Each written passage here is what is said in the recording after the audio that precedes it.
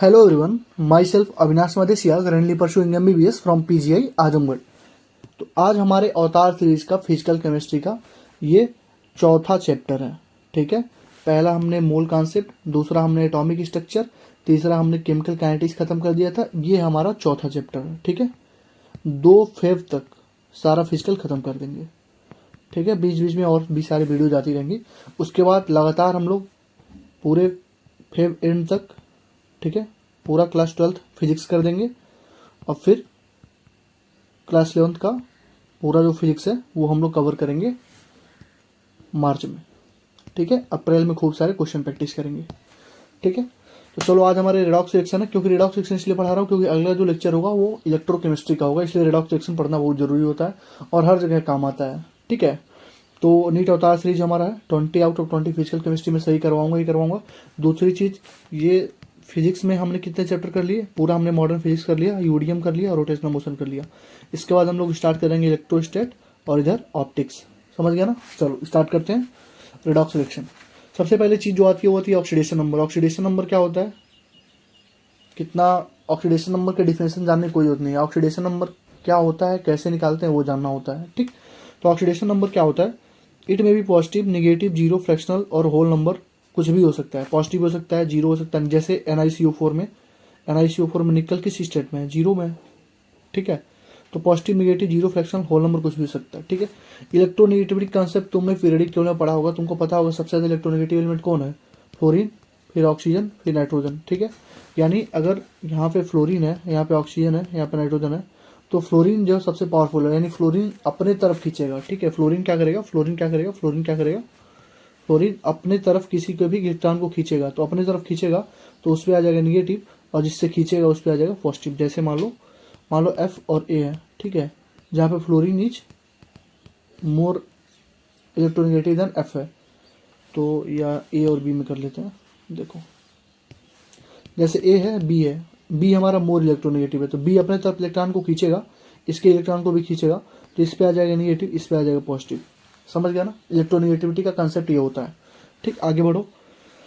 मोर ईएन मतलब more negative charge होगा, attract करेगा टू आर डिस्टल, यानी कि ज़्यादा इलेक्ट्रोनेगेटिविटी है, जैसे ए है, बी है, बी का ज़्यादा है तो बी पे ज़्यादा नेगेटिव चार्ज आएगा, अपने तरफ खींचेगा। ठीक, ऑक्सीडेशन नंबर देखो।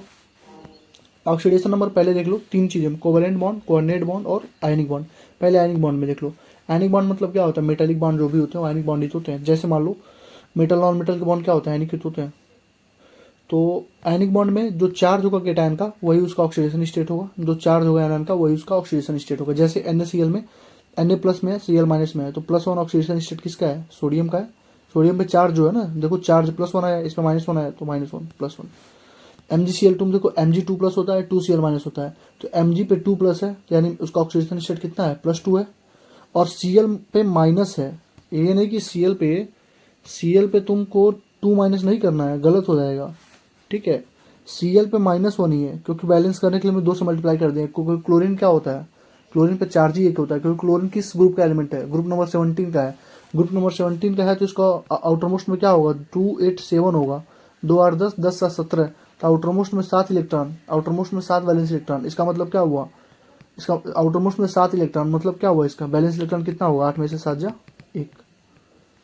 1 होगा। बैलेंस इलेक्ट्रॉन वगैरह कंसेप्ट तुम्हें इलेक्ट्रोकेमिस्ट्री में सिखा दूंगा, उतना भी बेसिक है, आना चाहिए। केमिकल बॉन्डिंग में पढ़ाया जाता है कि अगर 5 से नीचे हो, ठीक है, 4 से नीचे हो, जैसे 1 2 3 4, तो उसका ऑक्सीडेशन स्टेट होता है, लेकिन उतना बैलेंस इलेक्ट्रॉन होता है। लेकिन अगर मान लो 5 आ गया किसी में, जैसे मान लो 2 और 5 आ गया, तो 5 तो नहीं हो सकता ना बैलेंस इलेक्ट्रॉन, या ऑक्सीडेशन मतलब बैलेंस इलेक्ट्रॉन 5 नहीं हो सकता ना, तो 8 में से घटा देते हैं। 6 हो गया तो 8 में से घटा देंगे, 7 है तो 8 में से घटा देंगे, 8 है तो 8 में से घटा देंगे।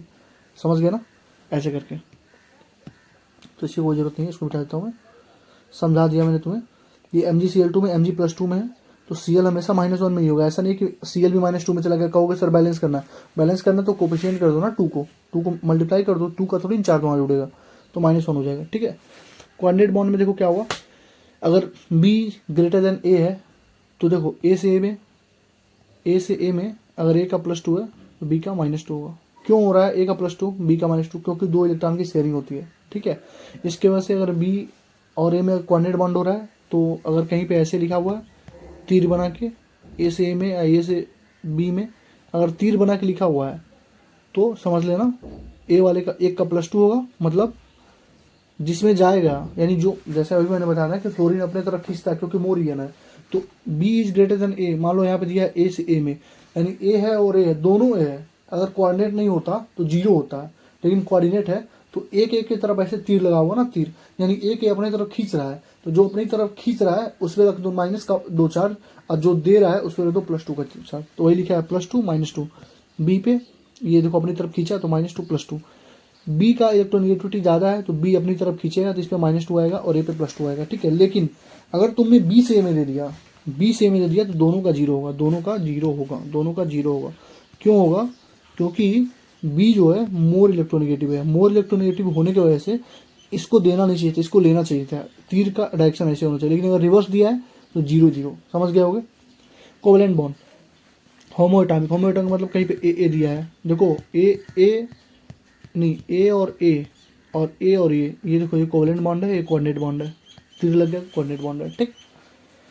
तो देखो सॉरी, दोनों में कोई इलेक्ट्रोनेगेटिव डिफरेंस नहीं है, दोनों सेम है तो 0 0।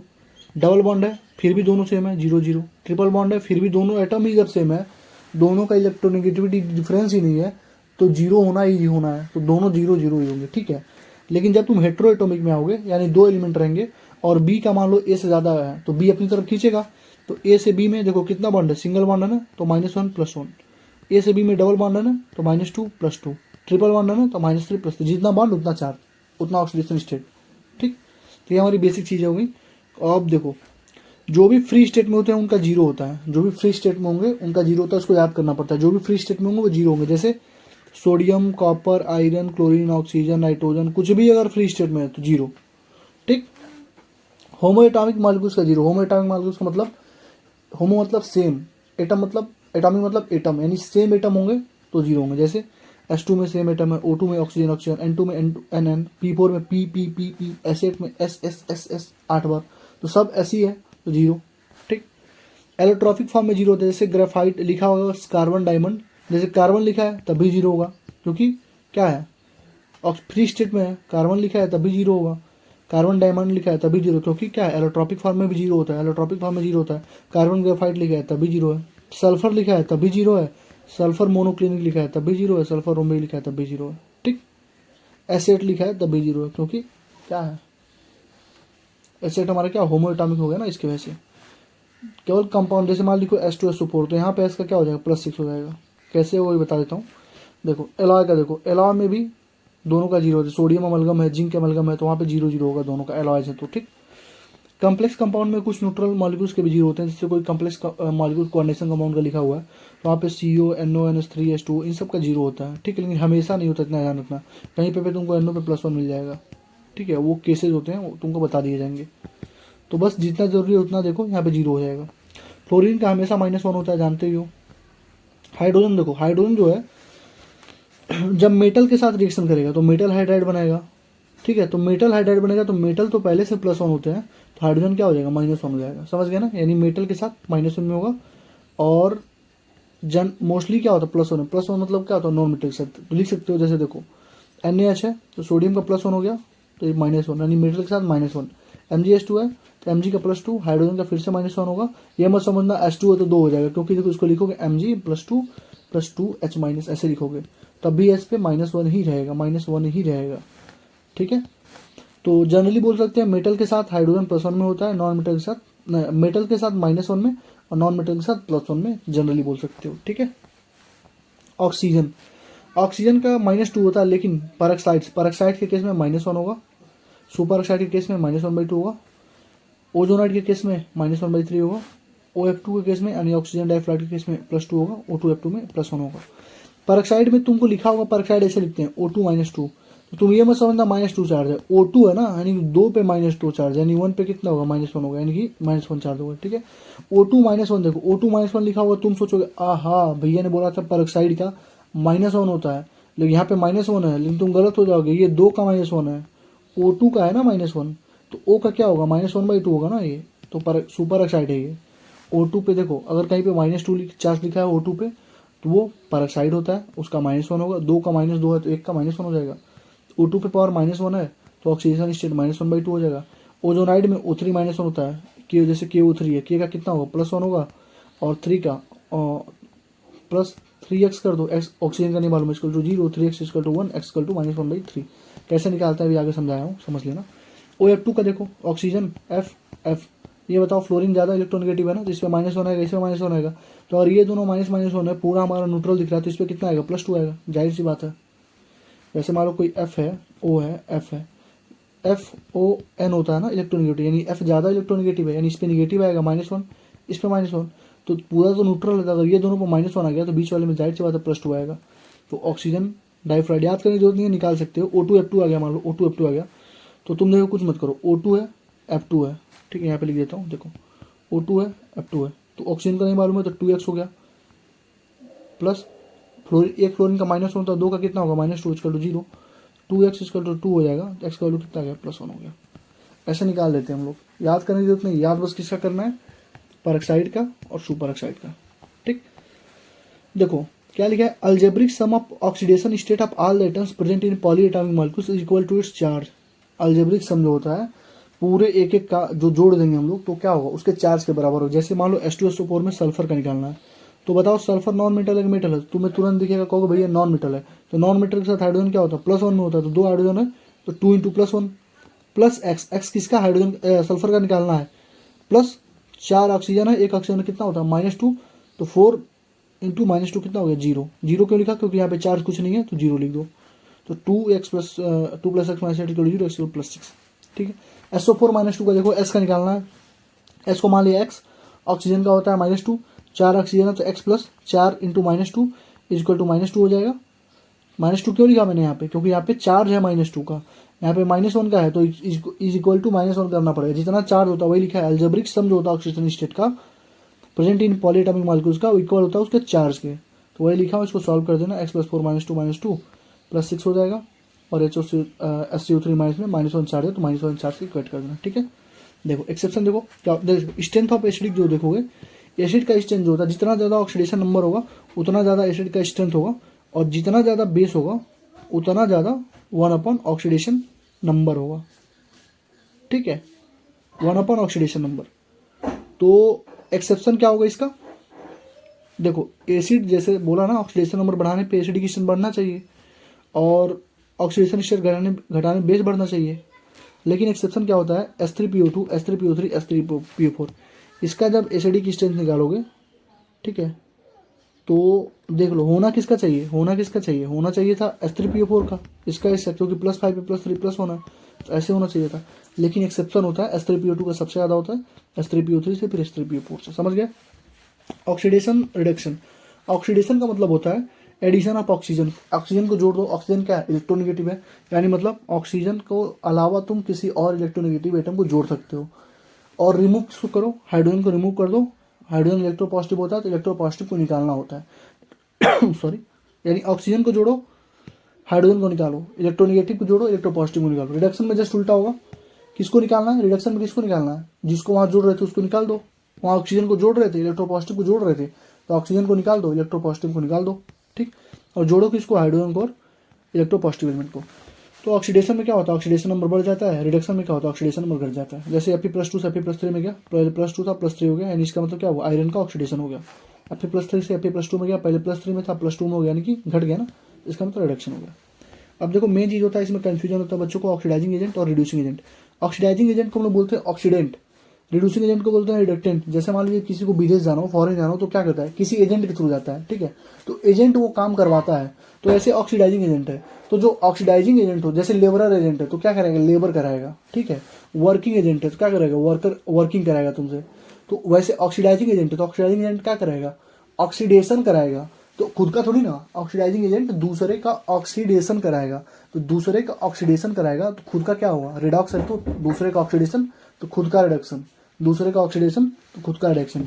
तो वही लिखा है, ऑक्सीडाइजिंग एजेंट का मतलब ऑक्सीडेंट होता है, ऑक्सीडेशन करता है, किसका ऑक्सीडेशन करता है, दूसरे का, तो रिडक्शन किसका करेगा, खुद का, यानी ऑक्सीडेशन नंबर घटा लेता है, ठीक है, यानी अपना ऑक्सीडेशन नंबर घटा लेगा, दूसरे का बढ़ा देगा, ठीक, वही होता है। तो जो ऑक्सीडाइजिंग एजेंट होते हैं वो एक्सेप्टर इलेक्ट्रॉन्स होते हैं, वो एक्सेप्टर मतलब गेन कर रहे हैं इलेक्ट्रॉन्स को, जैसे Fe+2 से Fe+3 में अगर किसी को कर दिया ठीक है, तो खुद का रिडक्शन करेंगे ना, तो Fe+3 से मान लो Fe+2 में जाएंगे, तो यहाँ पे क्या होते हैं Fe+3 प्लस इलेक्ट्रॉन दोगे तो Fe+2 में जाएगा। इसका मतलब हुआ एक्सेप्टर हो, इलेक्ट्रॉन देखो ले रहे हैं ना, तभी तो रिड्यूस हो रहे हैं, खुद का रिडक्शन कर रहे हैं ना, खुद का रिडक्शन कर रहे हैं, दूसरे का ऑक्सीडेशन, यानी Fe+3 से Fe+2 में गया तो एक इलेक्ट्रॉन लिया ना, वही लिखा है एक्सेप्टर इलेक्ट्रॉन होता है, गेन्स करता है इलेक्ट्रॉन्स को। रिड्यूसिंग एजेंट मतलब क्या होगा, दूसरे का रिडक्शन करेगा यानी खुद का ऑक्सीडेशन करेगा, यानी ऑक्सीडेशन नंबर बढ़ा लेगा अपना, ऑक्सीडेशन नंबर बढ़ाएगा। इसका मतलब क्या हुआ, Fe+2 से Fe+3 में गया तो एक इलेक्ट्रॉन यहाँ पे बैलेंस करने के लिए लगाओगे। इसका मतलब क्या है, डोनर ऑफ इलेक्ट्रॉन है और लूज करता है इलेक्ट्रॉन। ठीक, कोई भी चीज़ अगर मैक्सिमम ऑक्सीडेशन स्टेट में है तो ऑक्सीडाइजिंग एजेंट की तरह काम करेगा, मिनिमम में है तो रिड्यूसिंग एजेंट की तरह काम करेगा, इंटरमीडिएट में है तो बोथ एजेंट, ऑक्सीडाइजिंग में हो सकता है, रिड्यूसिंग में हो सकता है। ऑक्सीडाइजिंग एजेंट मैक्सिमम, जैसे KMnO4 है, KMnO4 +7 में है, तो +7 में इसका मैक्सिमम होता है। तो बताओ +7 अगर मैक्सिमम है तो क्या कर सकता है, +7 से ये +8 में तो जा नहीं सकता है, +7 से +6 +5 +4 +3 +2 में जा सकता है ना।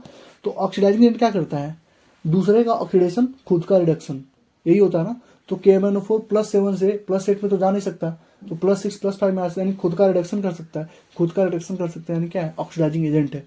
इसका मतलब ये होता है कि मैक्सिमम ऑक्सीडेशन स्टेट है तो ऑक्सीडाइजिंग एजेंट है, मिनिमम है तो रिड्यूसिंग है। तो KMnO4 K2Cr2 H2SO4 H3 सब में देखो +5 +6 +6 +7 सब क्या है, ये ऑक्सीडाइजिंग एजेंट है। PS3 में फास्फोरस किसमें है, देखो फास्फोरस क्या है बताओ तो, नॉन मेटल है, नॉन मेटल के साथ हाइड्रोजन क्या होगा, +1 में होगा, तो इसको लिख लोगे x +3 = 1 = 0, तो x = -3, क्योंकि चार्ज नहीं है तो -3। तो एक सेकेंड, ये इलेक्ट्रोकेमिकल सीरीज खुल गया तो मैंने खोला था थोड़ा सा, ठीक है। तो ये -3 हो जाएगा, ठीक है, कोई दिक्कत नहीं यहाँ पे। तो यानी मतलब मिनिमम वाले क्या करेंगे, रिड्यूसिंग एजेंट होंगे। ठीक, आगे बढ़ो। अब देखो जैसे कोई एलिमेंट है उसका मैक्सिमम मिनिमम कितना होता है, कार्बन है तो ग्रुप 14 का है, मैक्सिमम +4 होगा, मिनिमम -4 होगा। नाइट्रोजन है, नाइट्रोजन किस ग्रुप का बताओ तो, ग्रुप नंबर 15 का है, तो इसका होता है 2 10 5, यही होता है ना, तो 5 आ गया, यानी या तो 3 होगा, एक तो मैक्सिमम ऑक्सीडेशन कितना हो गया 5 हो गया उसका वैलेंस इलेक्ट्रॉन, और मिनिमम कितना होगा -3 हो जाएगा। अरे 8 में से 5 घटाओगे 3 बचेगा ना, तो -3 से 5। सल्फर का देखो +6 होगा, तो 8 में से 6 घटा दो 2 हुआ, यानी कि -2 हुआ। क्लोरीन का +7 +1 -1, जोड़ने में देखना 8 ही आएगा, 5 3 8 5 3 8 6 2 8 7 1 8, यानी कि जो जितना बैलेंस इलेक्ट्रॉन होगा उसको प्लस में लिख दो। जैसे क्लोरीन में 7 बैलेंस इलेक्ट्रॉन होता है तो +7 हो जाएगा, उसका क्या 7 इलेक्ट्रॉन होता है आउटर मोस्ट में, सॉरी बैलेंस इलेक्ट्रॉन नहीं, 7 इलेक्ट्रॉन होता है, तो उसका मैक्सिमम हो जाएगा +7, और 8 में 7 घटा दो उसको माइनस में लिख दो, तो 8 में 7 घटा -1। क्रोमियम का +7 +6 में होता है, मैंगनीज का +7 में होता है, ऑस्मियम का +8 में, Ru का +8 में, ऑक्सीजन का +2 में, और +1 में हाइड्रोजन का, हाइड्रोजन +1 -1 शो करता है, ऑक्सीजन +2 -2, ये देख लेना इंपॉर्टेंट है, बस इतना मालूम होना चाहिए कौन बड़ा है कौन छोटा। जैसे मैग्नीशियम हो, मैग्नीशियम +2 में मैग्नीशियम +2 से ज़्यादा सो ही नहीं कर पाता, तो ऑक्सीडाइजिंग एजेंट है, क्योंकि +2 क्या है, अल्कलाइन अर्थ मेटल है, इसकी वजह से। Cu इसमें क्या है +2 में, Cu का 2 ऑक्सीजन स्टेट होता है, +1 होता है +2 होता है, ठीक है। +1 को बोलते हैं कुप्रस, इसको बोलते हैं कुप्रिक, तो +2 वाला है नहीं मैक्सिमम में है तो ऑक्सीडाइजिंग एजेंट होगा। CrO3 है तो +6 है, +6 में मैक्सिमम होता है, देख लो क्रोमियम लिखा होगा +6 और 0। PrO10 +5 P +5 है, लिखा हुआ सब कुछ। इक्विवेलेंट वेट देखो क्या होता है, इक्विवेलेंट वेट निकालने के लिए क्या करते हैं, कुछ नहीं करते हैं, मॉलिक्यूलर वेट अपन एन फैक्टर। एन फैक्टर क्या होता है, कितना नंबर ऑफ इलेक्ट्रॉन गेन कर रहा है, कितना रिड्यूस कर रहा है, बस इतना देखना, कितना गेन कर रहा है कितना लॉस कर रहा है। जैसे मान लो Fe+2 से Fe+3 में चला गया, तो देख रहे हो +2 से +3 में चला गया, इसका मतलब कितने का गेन हुआ, 1 का हुआ ना, तो Fe का मास कितना होता है 56/1 लिख देंगे, वही होता है मॉलिक्यूलर वेट अपन एन फैक्टर, ठीक है। तो एन फैक्टर देख लो क्या होता है, जैसे KMnO4 जो होता है +7 में होता है, एसिडिक मीडियम में उसका एन फैक्टर 5 होता है, बेसिक यानी स्ट्रॉन्ग बेसिक है तो 1 होगा, न्यूट्रल है या बीक एल्काइन है, अगर स्ट्रॉन्ग बेसिक होगा तो ही 1 होगा, न्यूट्रल होगा या बीक एल्काइन, मतलब न्यूट्रल यानी कि एकदम बीक है, न्यूट्रल है या बीक एल्काइन यानी बीक बेसिक है तो उस समय 3 होता है। इसका मतलब +7 से पहले +1 में था तो अब +2 में गया होगा, तभी तो एन फैक्टर कितना हुआ 5 हुआ, अरे 7 में से 2 गया तभी तो 5 हुआ, पहले +7 था 1 हो गया, यानी +7 से किस में से गया होगा +6 में गया होगा तभी तो 1 हुआ, और 3 हो गया यानी 4 में गया होगा।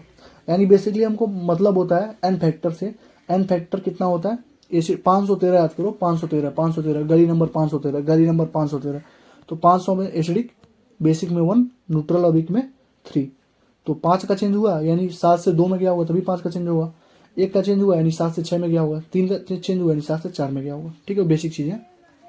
उसके बाद Cr2O7, Cr2O7 हमेशा एसिडिक मीडियम में काम करता है, हमेशा एसिडिक मीडियम में ही ऑक्सीडाइजिंग एजेंट की तरह काम करता है और ये देता है Cr2O जो 7 होता है वो Cr+3 में जाता है तो उसका एन फैक्टर 6 होता है। जैसे Cr2O7 है 2 माइनस है, वो चला गया 2Cr+3 में, तो यहाँ पे देखो +6 में था, यहाँ पे चला गया +3 में। तो तुम कहो भैया 3 का चेंज हो रहा है लेकिन 2 Cr है, तो कितने का चेंज होगा? 6 का। ठीक है, जितना मान लो अगर 5 Cr होता तो 5 Cr होता तो 5 गुणे 3 15 का चेंज हो जाता। ठीक, तो Cr2O7 का होता है 6 का चेंज। अब देखो सीधा आना H2O2 पे, H2O2 अगर पानी बना रहा है, H2O2 अगर पानी बना रहा है तो ऑक्सीडाइजिंग एजेंट की तरह काम करता है, यहाँ पे लिखा हुआ है। H2O2 अगर रिड्यूसिंग एजेंट की तरह काम कर रहा है तो ऑक्सीजन बनाता है। अगर पानी और ऑक्सीजन दोनों बना दिया तो डिस्प्रोपोर्शनेशन रिएक्शन होता है, यानी खुद का ऑक्सीडेशन खुद का रिडक्शन होता है। ये बहुत इंपॉर्टेंट चीज़ है, ध्यान रखना। ठीक है, सारी चीज़ें बता दे रहा हूँ, उसके बाद कुछ बचेगा नहीं इसमें। H2O2 है, ऑक्सीडाइजिंग एजेंट है तो पानी बनाएगा, रिड्यूसिंग एजेंट है तो ऑक्सीजन बनाएगा, मतलब रिड्यूसिंग एजेंट की तरह काम करेगा तो ऑक्सीजन बनाएगा। रिड्यूसिंग एजेंट मतलब क्या करेगा? दूसरे का रिडक्शन खुद का ऑक्सीडेशन कर लेगा। और I- अगर एसिडिक मीडियम में है, I- जो होता है हमेशा रिड्यूसिंग एजेंट की तरह काम करता है। अगर एसिडिक मीडियम में है तो I2 बनाएगा, बेसिक मीडियम में तो IO3- बनाएगा। ठीक है, तो एसिडिक मीडियम में I3- का मतलब I- का एसिडिक मीडियम में क्या हो जाएगा? एन फैक्टर 1 होगा, और I- का बेसिक मीडियम में N=6 होगा। ठीक है, इतना ध्यान रखना। ठीक है ना, तो अरे ये -1 में था और यहाँ पे +5 में चला गया, तो -1 से +5 में गया, कितने का चेंज हुआ? 6 का चेंज हुआ ना। यहाँ पे भी एक ऑक्सीजन, यहाँ पर भी एक ऑक्सीजन, तो 6 ही रह जाएगा। समझ गया ना? वहाँ पे Cr2O7 में क्या था? Cr2O7 में क्या था? Cr+3 में जा रहा था, लेकिन Cr2 2Cr+3 में, तो यहाँ पे देखो 2 था ना, पहले एक से निकाल लो। ये +6 में था, +6 में गया +3 में, तो 3 का चेंज आया ना। 6 से 3 में घटा तो 3 का चेंज आया, लेकिन 2 Cr था ना, तो 3 गुणे 2 6 का चेंज आएगा टोटल। ठीक है, तो बस H2O2 ऑक्सीडाइजिंग, रिड्यूसिंग और I- का रिड्यूसिंग एजेंट का बस देखना। ये चारों जितना मतलब मार्क किया 1 2 3 4 5 6 7 8 बस उतना याद रखना। ठीक है, लॉ ऑफ केमिकल इक्विवेलेंस ये क्या कहता है कि कोई भी रिएक्शन लिखाओ, भले ही बैलेंस हो भले ही बैलेंस ना हो, उस समय नंबर ऑफ जो इक्विवेलेंट होगा ए का इज इक्वल टू होगा number of equivalent of B is equal to होगा number of equivalent of C number of equivalent of D.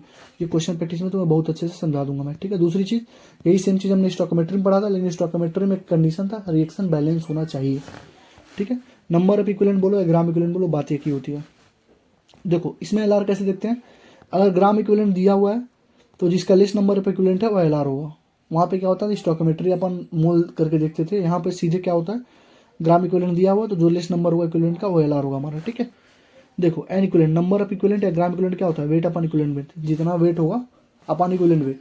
अब कहो भैया इक्विवेलेंट वेट क्या होता है? तो इक्विवेलेंट वेट अभी मैंने बताया कि मॉलिक्यूलर मास अपन एन फैक्टर होता है। जैसे मान लो Cr2O7 में क्या लिखोगे? मोलर मास ऑफ Cr2O7, इसका फैक्टर कितना था? 6 था, 6 का चेंज हो रहा था ना, तो 6 लिख देंगे यहाँ पे, तो इक्विवेलेंट वेट आ गया।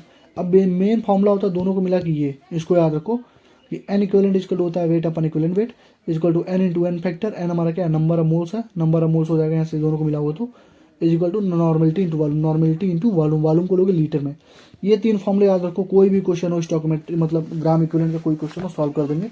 अभी PYQ करके तुम्हें दिखा दूंगा मैं। ठीक है, तो number of equivalent equal to weight upon equivalent equal to N into N factor और नॉर्मलिटी इंटू वॉल्यूम। ठीक, ये चीज देखो H3PO2 H3PO3 H3PO4, इसका ध्यान रखना। वैलेंसी फैक्टर PO2 लिखा है 1, PO3 तो 2, PO4 3, बैलेंसी फैक्टर होता है। ठीक है, और अभी मैंने तुम्हें एक चीज़ यहाँ पे बता ही दिया था एक्सेप्शन के तौर पे, दिखा देता हूँ तुम्हें। एसिडिक स्ट्रेंथ देखो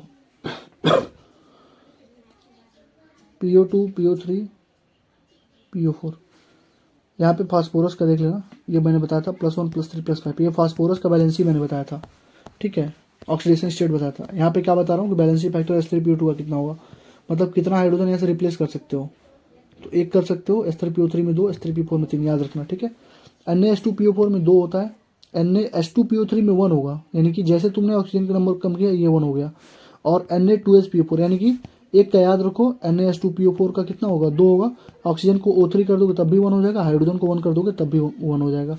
ये बैलेंसी फैक्टर है। ठीक है, रेडॉक्स रिएक्शन के टाइप देखो, सबसे पहला होता है कॉम्बिनेशन। मान लो A+B गिव्स कर रहा है C, तो देखो C और O2 दे रहा है, C0 में O0 में +4 -2, यानी एक का ऑक्सीडेशन एक का रिडक्शन। यानी कम्बिनेशन रिएक्शन क्या होता है, दो को मिला तो कम्बिनेशन रिएक्शन।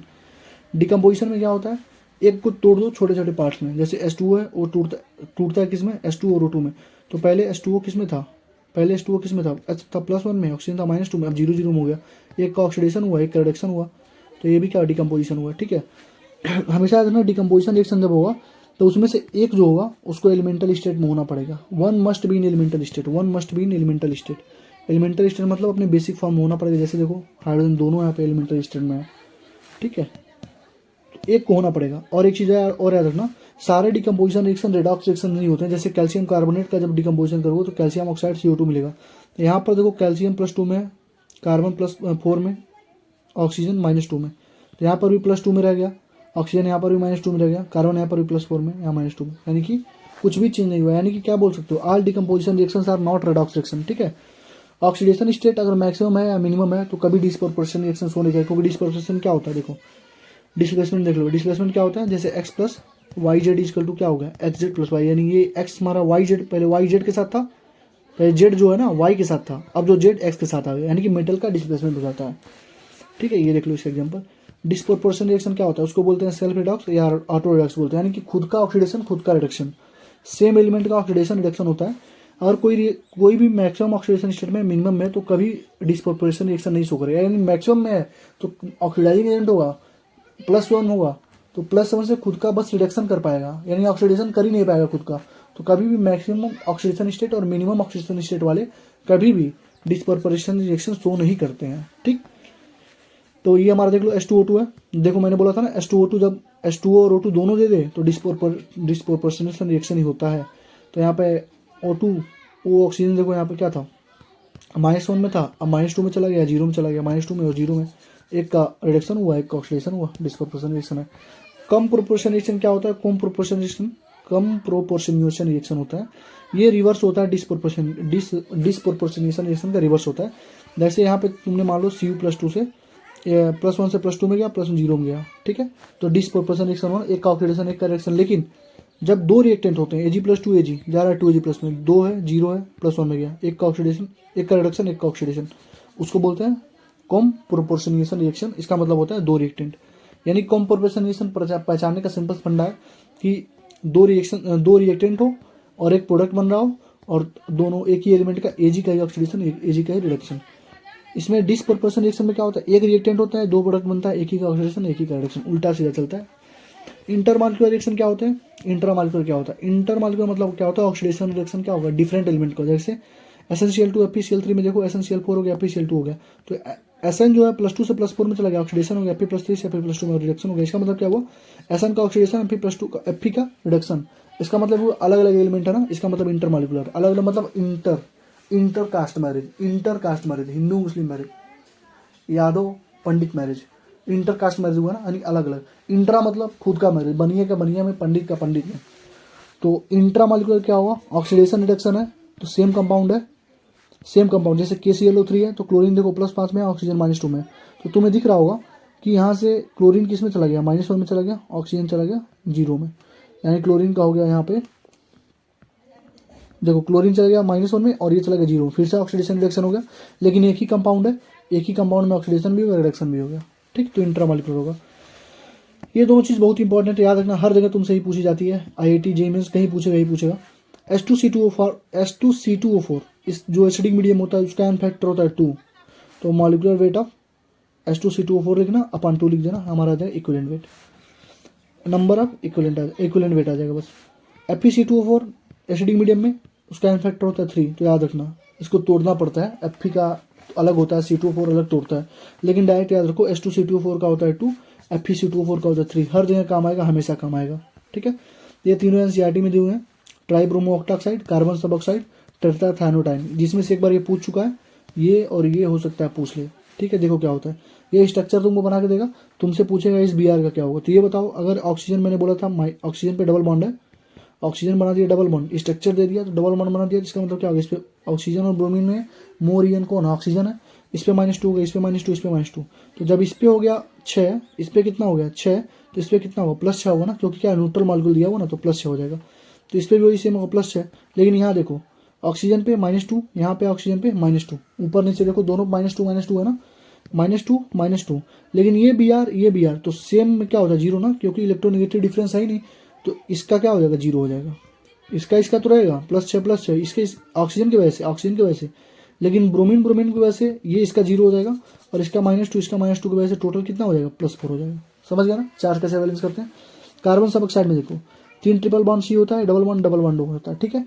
तो ये -2, ये -2, ये -2, ये -2, तो ये अगर ये -2 हुआ तो ये +2 हुआ, ये -2 हुआ तो ये +2 हुआ, ये तो समझ में आ गया।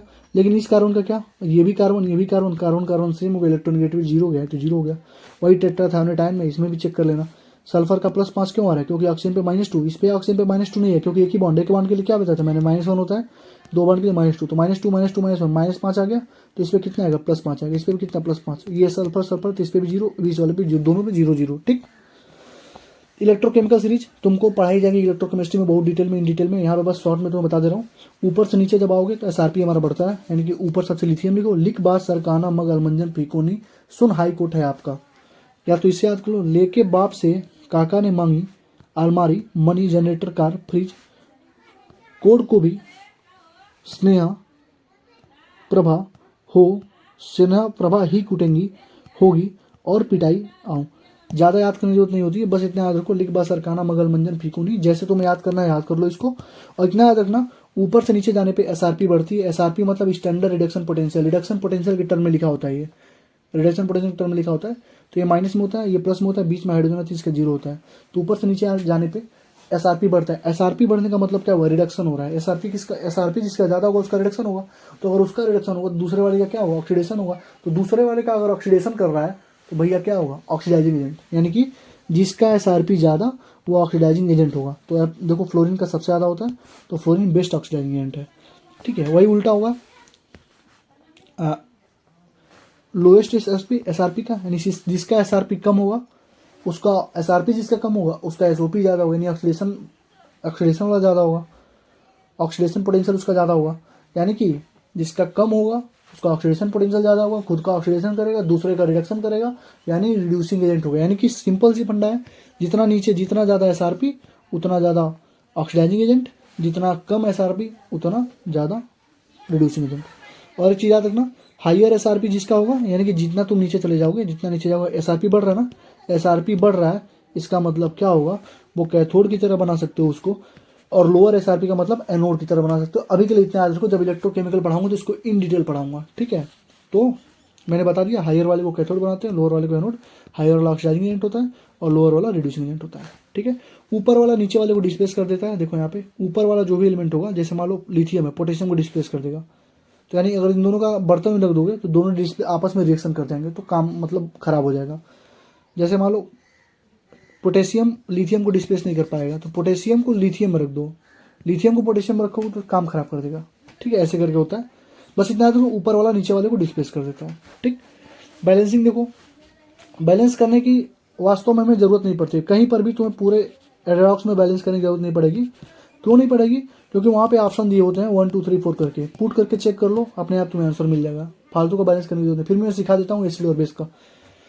सबसे पहले बैलेंस करो सारे आइटम्स को अदर देन हाइड्रोजन और ऑक्सीजन बाय ऑब्जर्वेशन। सबसे पहले हाइड्रोजन और ऑक्सीजन को बैलेंस कर लो देख के, हाइड्रोजन ऑक्सीजन को छोड़ के जितने एलिमेंट है उनको बैलेंस करो देख के, ठीक है।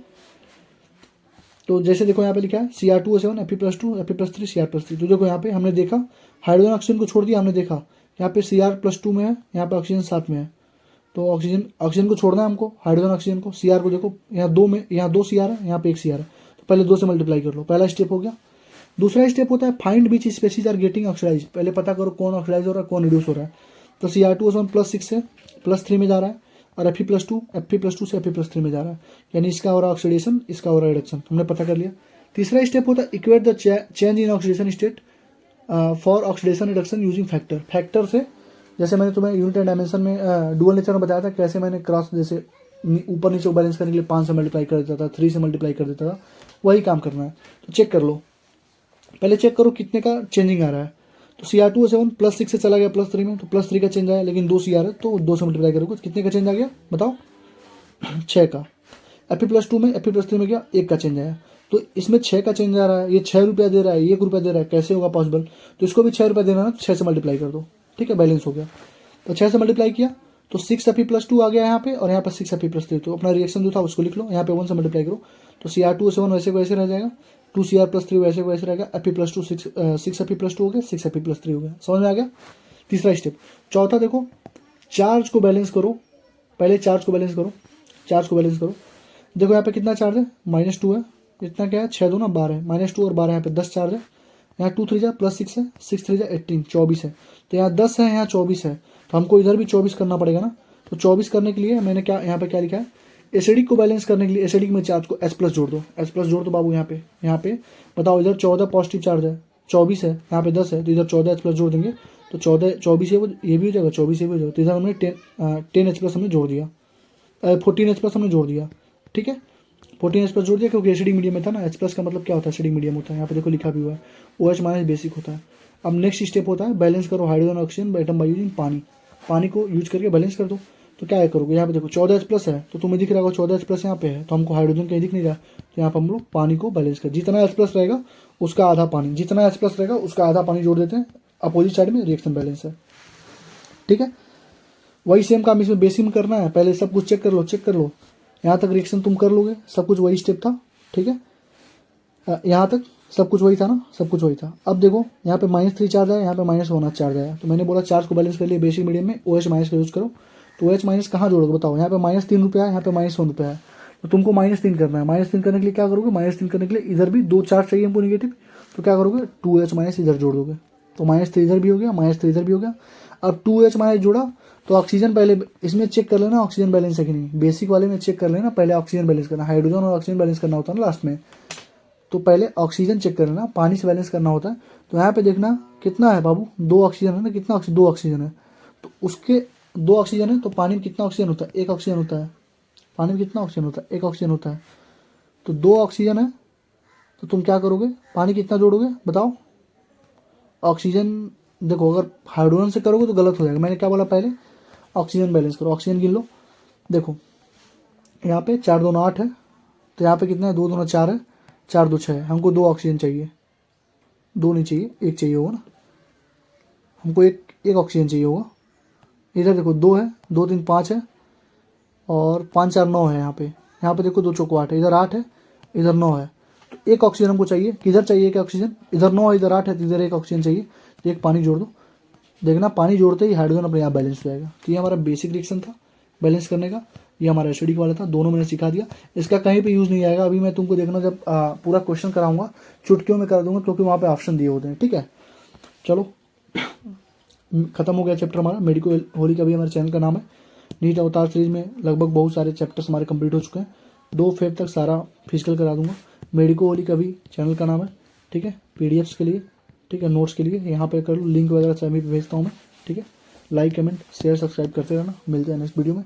लाइक कमेंट शेयर सब्सक्राइब कर दिया करो, पहले फिजिकली निपटाएंगे तुम्हारे कहने पे, तुम्हारे कहने के हिसाब सारी चीज़ें हो रही हैं, तो लाइक कमेंट शेयर कम से कम कर दिया करो, ठीक है। थैंक यू, मिलते हैं नेक्स्ट वीडियो में।